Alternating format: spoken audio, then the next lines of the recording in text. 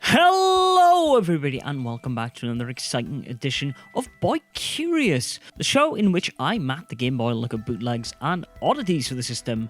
This week though, it's actually a brand spanking new release. It's Tobu Tobu Girl.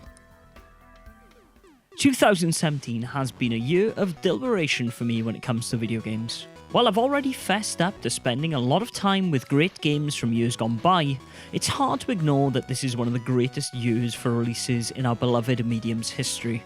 I'm honestly gonna have a hell of a time picking a game of the year, what with Yakuza 0, Mario Odyssey, Breath of the Wild, and countless others competing for a place on that coveted list of my personal preference.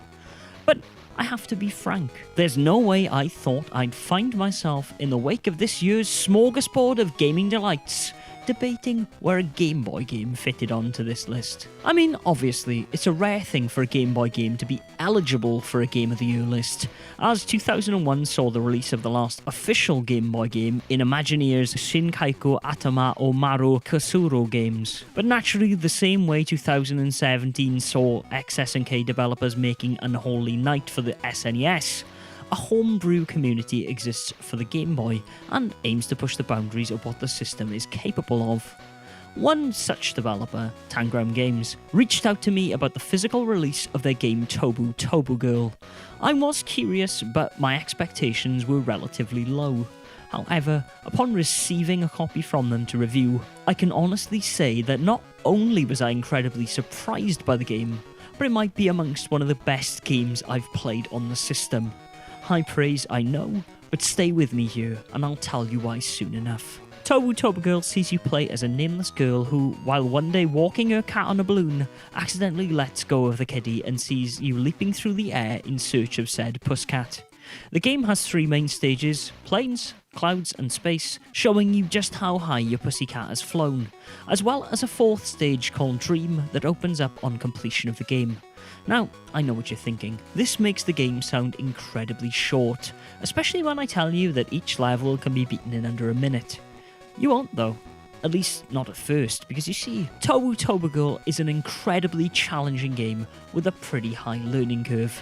Hidden behind its charming aesthetics, there is an incredible amount of depth. Your goal on each level is to get to the top of the screen by bouncing on the heads of enemies to propel yourself there. There isn't a jump button in the game, however. Instead, you bounce on an enemy's head upon impact.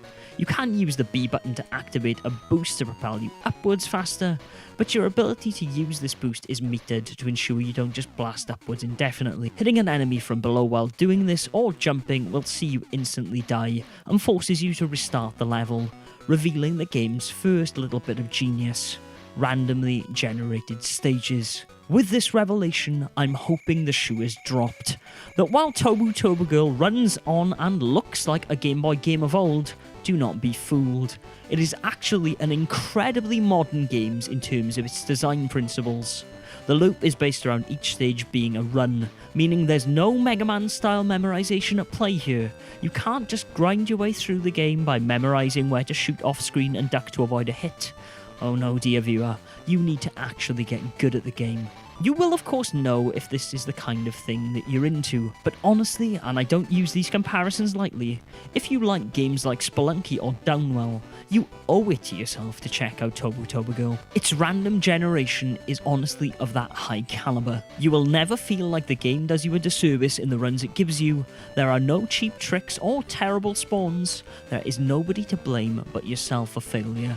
And if you're anything like me, that will spur you on to overcome the challenge. What's more is Tangram took an incredibly smart decision of not messing around when you die, instantly throwing you back into the start of the level, keeping the music where it was when you died, and spurring you on for that just one more run mentality that will see you losing hours to the game. But if it's just about jumping on different creatures' heads, how can you get better? Well, as I've said, this relatively straightforward concept is actually hiding an incredible amount of depth that I would never have believed possible on a DMG. By pressing A, the girl can dash in a direction up to 3 times, meaning you can zip around the level quickly and efficiently. By dashing down, you can also stomp on an enemy to refill your boost meter to propel yourself higher faster.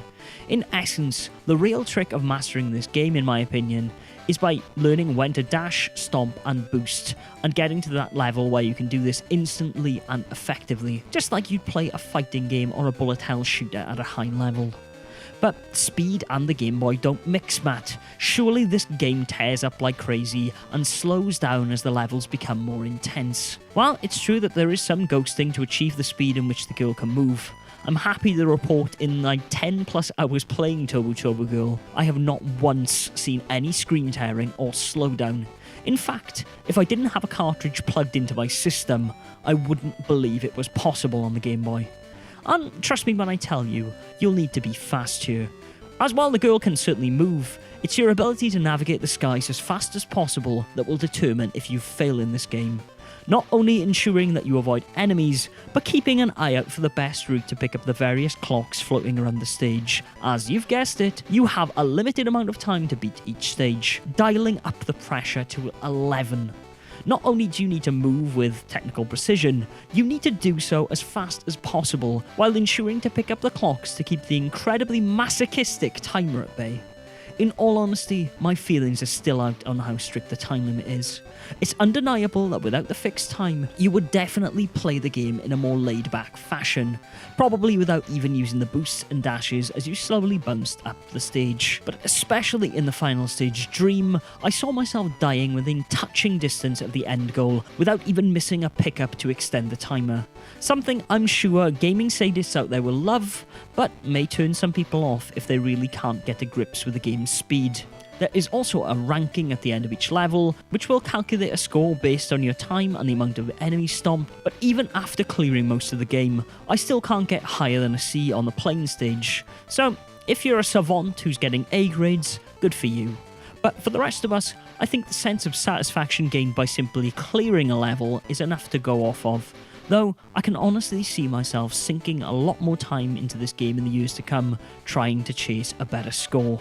If you do stick with the game despite this harsh time restraints though, and are able to keep learning things like how to use your boost to hover around, and especially when to stomp and when to dash, you're going to find a game unlike any other on the system. A helpful flag to the right of the screen will show your progress towards the end of the level, meaning you can gauge your progression in relation to the clearly visible phases of each stage. Naturally, as you get higher up a level, tougher enemies and traps will spawn to thwart you, but will do so in an incredibly fair way. While some runs will also be easier than others, your failure is always undoubtedly down to your own error or impatience, and not the game's attempts to prolong its length. The final thing to mention about Tobu Tobu Girl is of course its incredible score. No run-based game worth its salt can afford to have bad music, and chances are you're going to hear hours of it. But here the game's composer, the mysterious Potato Tan, goes above and beyond, not only nailing the game's tone, but also managing to make the Game Boy sing. I get notes of Trip World, Kirby's Dream Land and Mega Man, in what can only be described as a tribute to all that is good in Game Boy chiptunes, and for that, Potato Tan, I salute you. What's more to say? December 3rd will see the release of Tobu Tobu Girl's ROM online and for free. My advice? Go play it. If you love a challenge, if you're counting down the days until the release of Spelunky 2, or are curious to see what the Game Boy as a system is capable of, Tobu Tobu Girl is a game for you. There's also a limited amount of physical carts available from Tengram's website that come with a full colour box and manual, which also features a battery save, meaning you can clear a level and put it down without fear of having to beat a stage again to gain progress. Just be warned though, that once this game's got its claws into you, that's easier said than done. And that brings us again, ladies and gentlemen, to the end of another Boy Curious episode. I hope you've enjoyed. Thank you to the folks at Tengram for supplying me with a copy of this game, and be sure to check out some more of our videos, Boyographic videos where I look at the highs and lows of the Game Boy library, and more Boy Curious videos for stuff like this. Until next week though, Game Boys and Girls, game on.